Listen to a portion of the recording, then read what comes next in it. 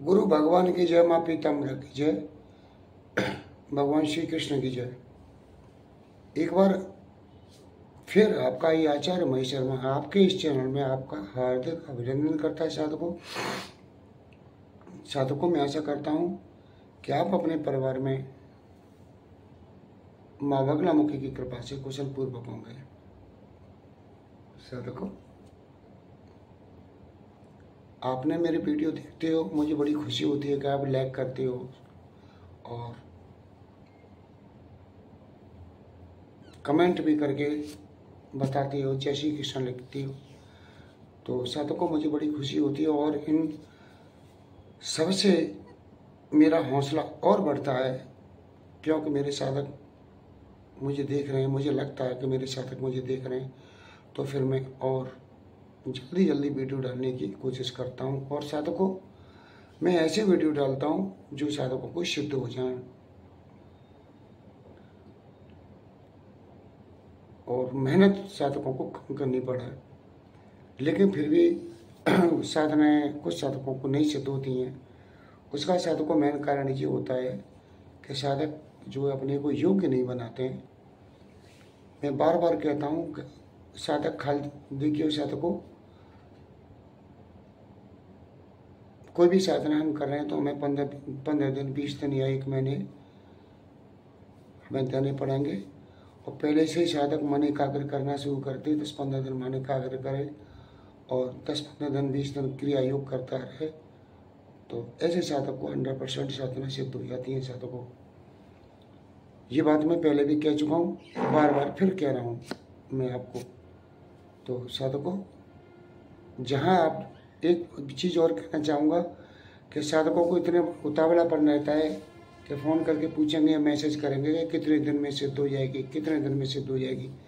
भाई मान के चलिए, मैं ये साधना तुमको दे रहा हूँ, ये 3 दिन की साधना है।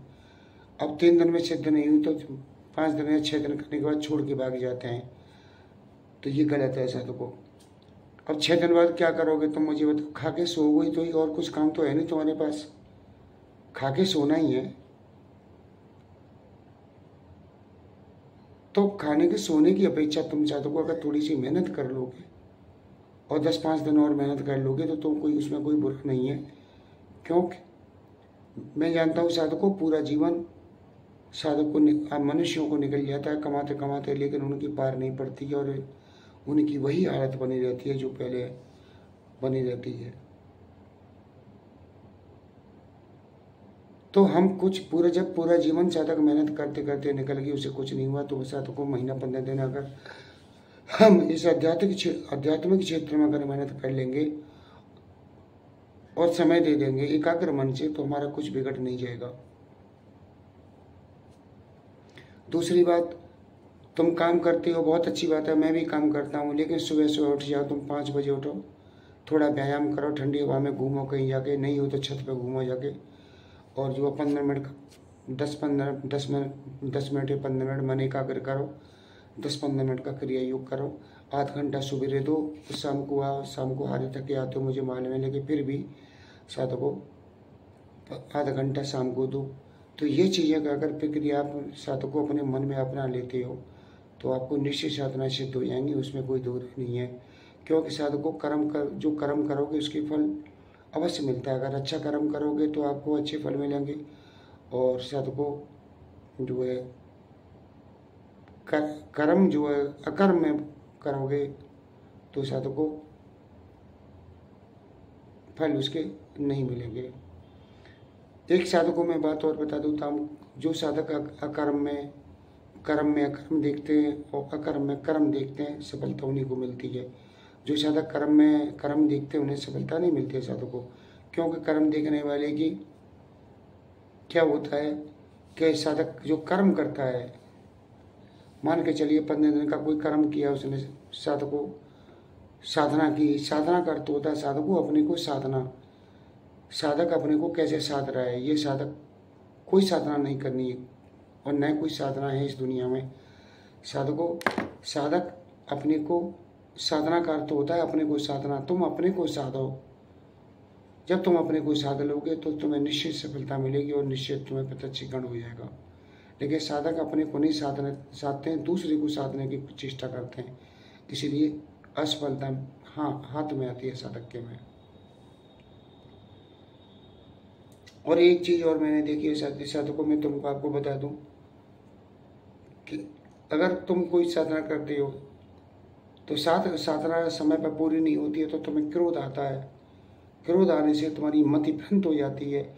मति भ्रंत होने पर साधक अपने स्तर से गिर जाता है, और जो साधक अपने स्तर से गिर गया वो पतन का रास्ता अपना लेता है साधकों। तो इसलिए हमें समय नहीं देखना है हमें कि 4 दिन कर ली कि 6 दिन कर ली, हमें लगातार हमें सिद्धि नहीं मिलती है जब तक 4-6 दिन 10 दिन 15 दिन हमें लगातार आँख बंद करके करना है, और अकर्म में विकर्म देखना है। अर्थ मेरा ये है कि हमें हो या ना हो, हम अपने मनोभाव से ये साधना को करेंगे। हो जाए तो बढ़िया, ना हो जाए तो बढ़िया, हम करते रहेंगे। जो साधक ये इस स्थिति की साधना करते हैं और उन्हें सफलता मिलती है, और जो साधक उतावलापन करते हैं उन्हें कभी सिद्धि नहीं हासिल होती है, सिद्धि का कोई काम नहीं बनता उनका। और साधकों में एक बात और बता दूं तो मैं बड़ी गोपनीय बात बता रहा हूँ साधकों, कि जो साधक ये सोचते हैं ना कि हम 4-6 दिन या 10 दिन करने के बाद अपने सोएंगे चैन से, तो उन साधकों को कोई सफलता हासिल नहीं हो पाती है। क्योंकि वो ये नहीं समझते हैं कि पूरा जीवन खा पी के सोते रही हो, कुछ किया तुमने अभी तक, और साधना को छोड़ के भाग लेते हैं। महीना 15 दिन साधकों अपने जीवन के बनाने के लिए, अपने परिवार का जीवन बनाने के लिए, जब तुम पूरा जीवन पैर रिगड़ते रिगड़ते मेहनत करते करते चला गया, तो अब 10-15 दिन महीना भर तुम एक साधना में नहीं दे सकते हो अपने परिवार के लिए, जीवन के लिए। लेकिन नहीं, यहाँ नहीं देंगे, लेकिन संसारिक स्थितियों में अपने पैर रिगड़ते रहेंगे। एक बात और बताऊँ मैं कि मैं साधना देता हूँ 4-6 दिन में, जैसे ऊपर पहुँची साधना अपने आप बंद करके छोड़ के भाग जाएंगे, मुझे पूछते भी नहीं है कि मैं साधना को छोड़ूं या करूं। क्योंकि कारण मैं तुम्हें पहले बता चुका हूं कि वो जो है साधना करते वक्त उन्हें क्रोध आता है। जब सिद्धि साधना करते हैं ना, तो साधना वक्त उन्हें लोभ होता है, लालच आता है, और जब लालच की पूर्ति नहीं होती है तब उन्हें क्रोध आना शुरू हो जाता है, और जब क्रोध आता है तो उनकी मति भ्रंत हो जाती है, और मति भ्रंत होने से वो अपने पथ से गिर जाते हैं।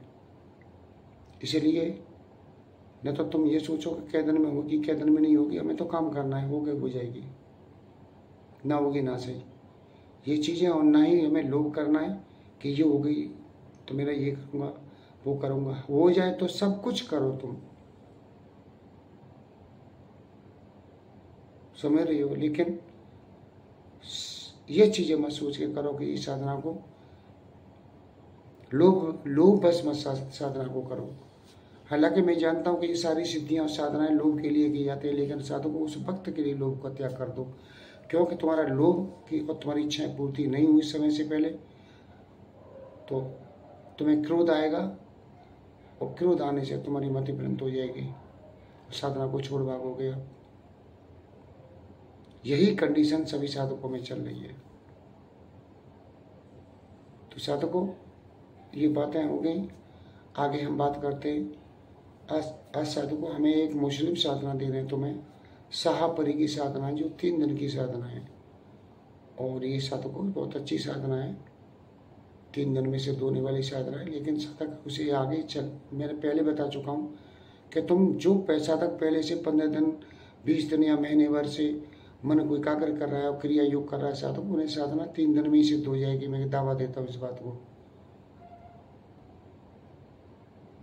और जो साधक ये चीज़ें नहीं कर रहे हैं तो उन्हें टाइम लगेगा। साधना का अर्थ ही अपने को साधना होता है। जब तुम अपने को साध लोगे तो सारी स्थितियाँ सध जाएंगी, सब सिद्धियाँ तुम्हें मिल जाएंगी। तो यही है साधकों साधना का जो मूल रहस्य है।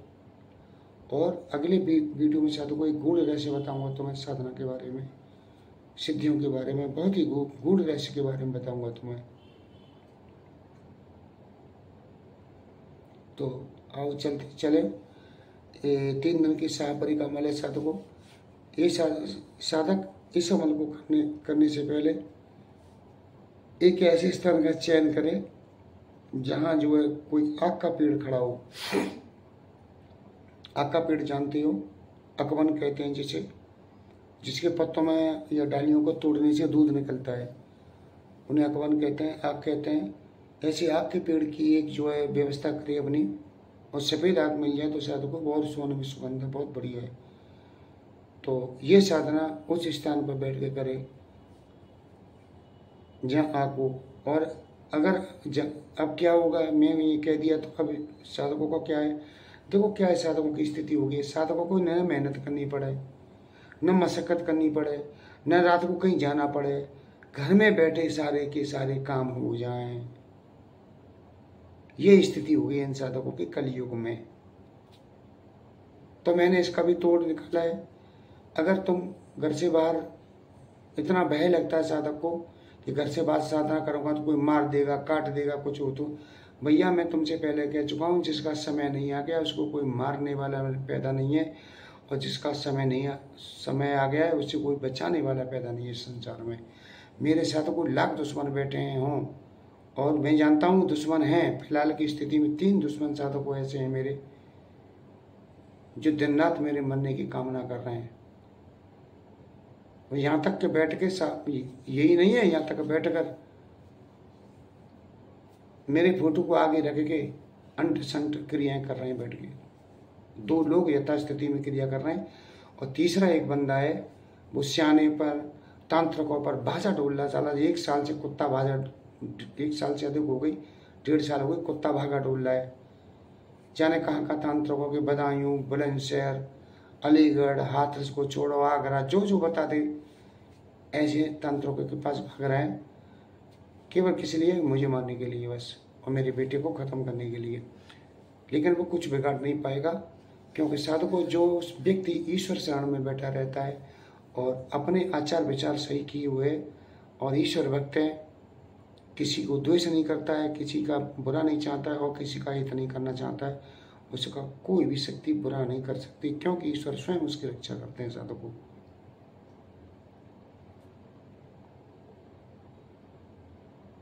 और तो मेरा कोई कुछ नहीं बिगाड़ सकता साधकों। मैं जब तक अपनी जगह पे सदा हुआ हूँ, यानी अपने को साथ रखा है मैंने, जब तक मेरा कोई बिगाड़ नहीं सकता है। और यदि मैं पापाचार करने लग जाऊँ तो मैं स्वयं नष्ट हो जाऊँगा।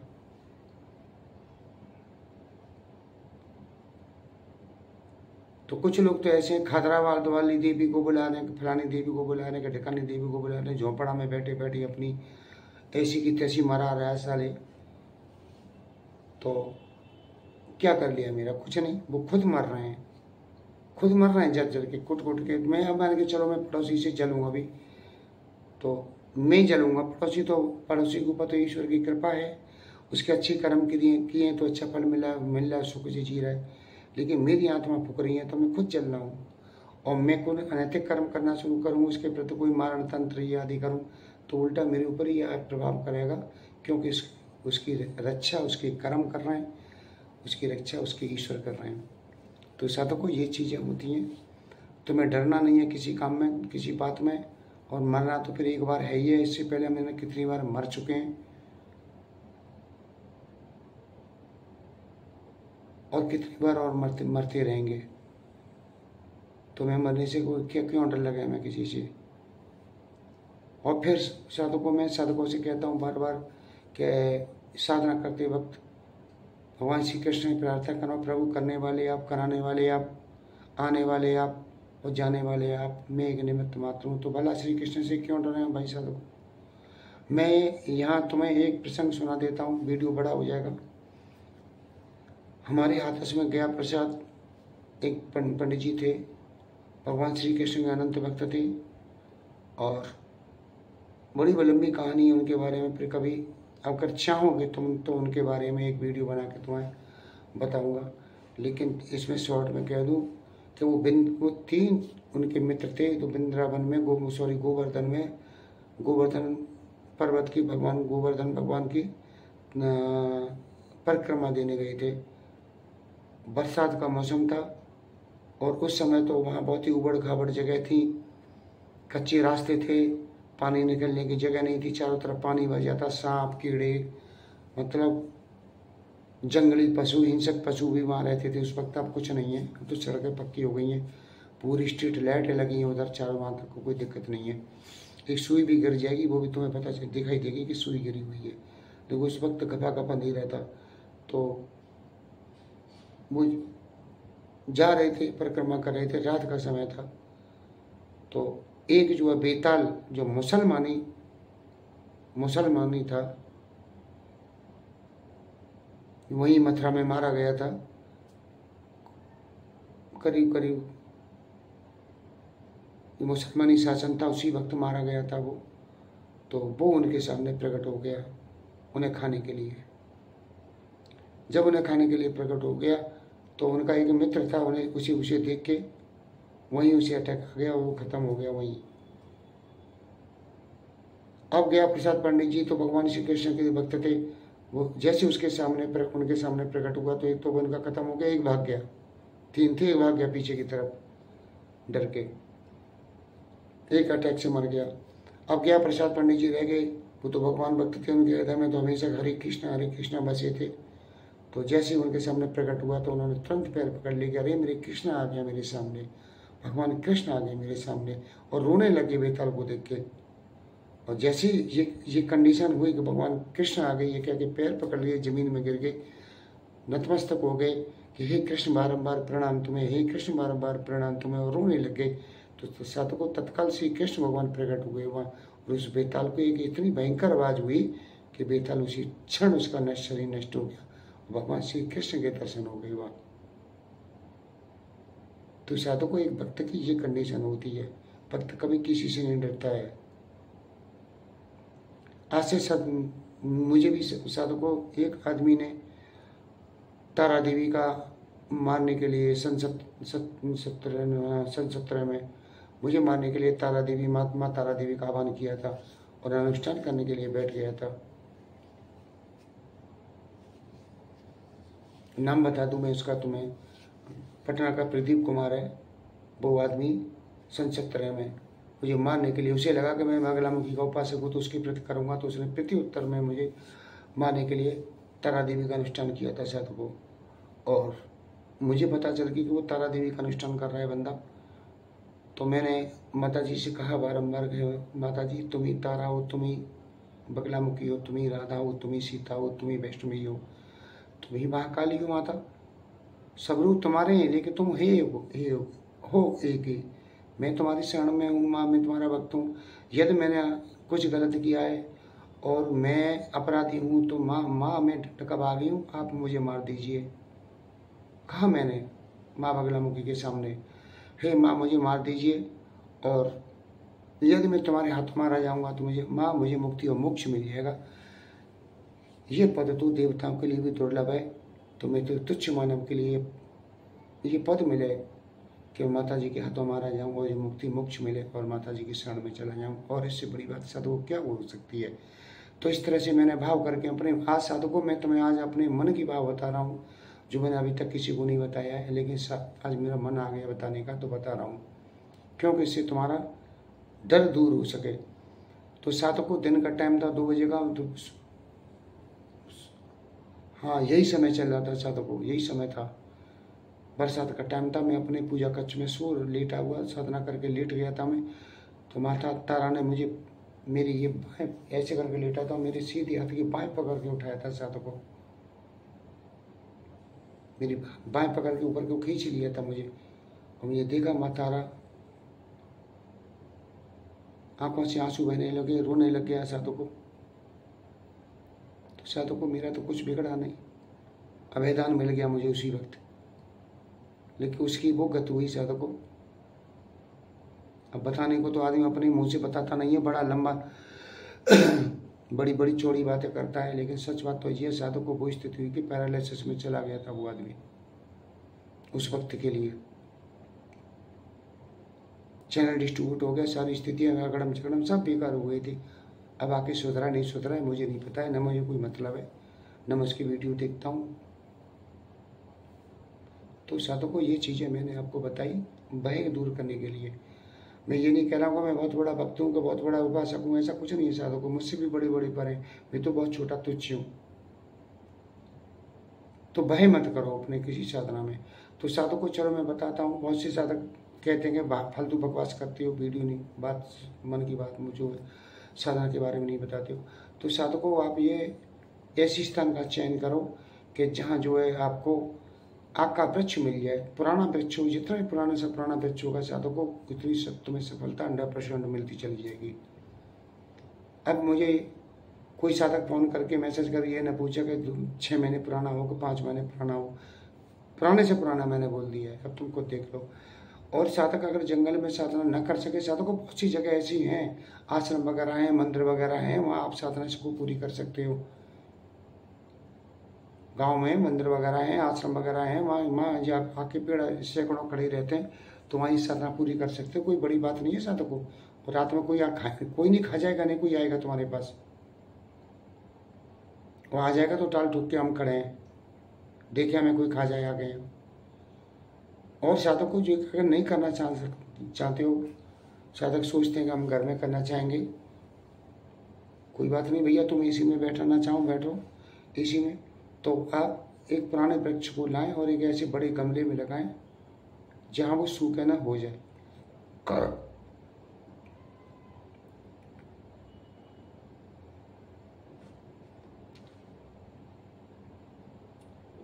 और उस कमरे को साधकों अच्छी तरह से साफ सुथरा करें, उसमें अगड़म जगड़म चाट टमाटर रखा उसे उठा के फेंक दें, छोटी थोड़ी बहुत चीज़ रह जाए, बाकी सब उठा के फेंक दें, भारी वजनी चीज़ें न रखें उसमें। और उसे साधकों सफ़ेद, हरा या गुलाबी रंग से पोत लें, कलई से रंग से। और उस जगह इस साधना कर रहे हो वहाँ जो तुमने आग का पौधा लाई हो, उस आग के पौधा को एक गमले में रख लें। ये साधकों आपको शुक्ल पक्ष के शुक्रवार को यह साधना शुरू करनी है। आपको यह साधना रात्रि के 12 बजे के आसपास शुरू करनी है। साधक स्नान करके सफ़ेद वस्त्र पहन ले, और जो आग का पेड़ है आपके पास, उसके पास आप साधकों 8 इलायची, 8 लौंग, 8 बतासे, हिना का इत्र का एक फुआ, ऐसे हिना की शीशी लें और इसमें इत्र का फुआ लें, और ऐसे करके किसी बर्तन या कोई ऐसी चीज़ रख दें जिस पर वो रख दें, आग के पेड़ के पास रख दें।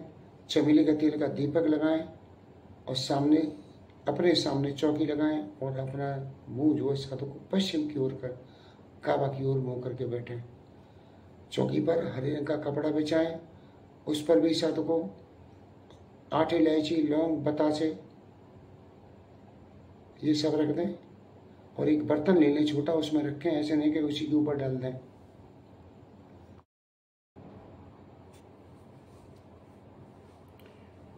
तो उस बर्तन में ये सब रख दें और चमेली के तेल का दीपक लगाएं, लोबान की धूप जलाएं। और साधकों आपको बिना सिले हुए कपड़े पहनने हैं। सफ़ेद मुसलमानी आसन जो आता है आप उसे ले आएँ, उसे करें। और सफ़ेद हकीकी शुद्ध सफ़ेद हकीकी सफ़ेद माला हो, जो एक से एक दाने की माला हो, उससे साधना करें। साधकों जितने भी मुसलमानी तंत्र में उनमें माला उल्टी घुमाई जाती है, हिंदुओं में ऐसे हम घुमाते हैं, इनमें ऐसे घुमाई जाती है, ऐसे करके। प्रतिदिन 21 माला का जप करें साधकों। साधना 12 बजे से शुरू करनी है। तीसरे दिन साधकों आपके सामने परी तुरंत हाजिर होगी।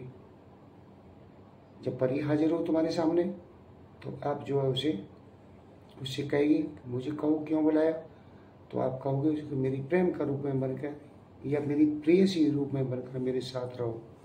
अब साधकों ये चीज़ तुम्हें देखनी है कि प्रेम का प्रेयसी बना के रखनी है, तो अपना मन और ईमान बना सुरक्षित रखना है तुम्हें। अगर वो कुछ कहती है तो वो चीज़ एक अलग है साधकों, लेकिन ये चीज़ें तुम्हें कभी नहीं कहनी है कि मेरे पास आ जा, कि मेरे पास सो जा, ये कर, ऐसा कुछ नहीं है। हाँ तुम उसका चुम्बन, आलिंगन ये प्रेम से कर सकते हो साधकों, तो साधकों वो तुम्हें वरदान दे देगी और वो तुम्हारे साथ जीवन भर साथ रहेगी साधकों। और आपको ये भी वरदान मांगना है कि प्रेम का रूप में मेरे साथ रहो, और मैं जो कहूँ मेरे कार्यों को करते रहो, मेरी सुरक्षा करते रहो। तो साधकों आप जियोगे जब तक ये तुम्हारी सुरक्षा करती रहेगी, और ये वरदान तुम मांग लोगे तो तुम्हारा साथ देगी हमेशा जीवन भर। लेकिन ध्यान रखकर ये अमल तुम्हें किसी को, साधकों, अपने भाई बंधुओं को, बेटों को, अपने बाप को भी नहीं बताना है तुम्हें। जिस दिन तुमने बताया उस दिन तुम्हारा ये खत्म, वो चली जाएगी तुमसे, फिर तुम्हारे पास कभी जीवन में नहीं आएगी। साधकों एक कारण होता है इनका जाने का। साधकों इनके पास शरीर नहीं होता है, तुम जानते हो, दिल नहीं होता है इनके पास, दिमाग नहीं होता है इनके पास, एक भाव रहता है इनका। जो पराशक्तियाँ इनका भाव रहता है, एक भावना होती है। ये भावना बनती है, जब तक बनती है, अगर तुमने भावना के विपरीत कही तो वो छोड़ के चली जाती है, फिर उनकी कोई भावना तुमसे नहीं रहती है। साधकों यहाँ भी संसारी स्त्रियों को देख लो, साधकों जिनके पास रह रही हैं और उनकी भावना टूट गई तो किसी दूसरे के पास चली जाती हैं, नहीं चली जाती हैं, या छोड़ के चली जाती है, एकांत अपना जीवन जीती रहती हैं। तो साधकों ये चीज़ें हैं, मैंने बता दी, और गजब साधना है साधकों। अगले वीडियो में फिर साधकों आपसे मिलूंगा। जब तक के लिए मुझे आज्ञा दें। जय श्री कृष्ण, जय श्री कृष्ण, जय श्री कृष्ण।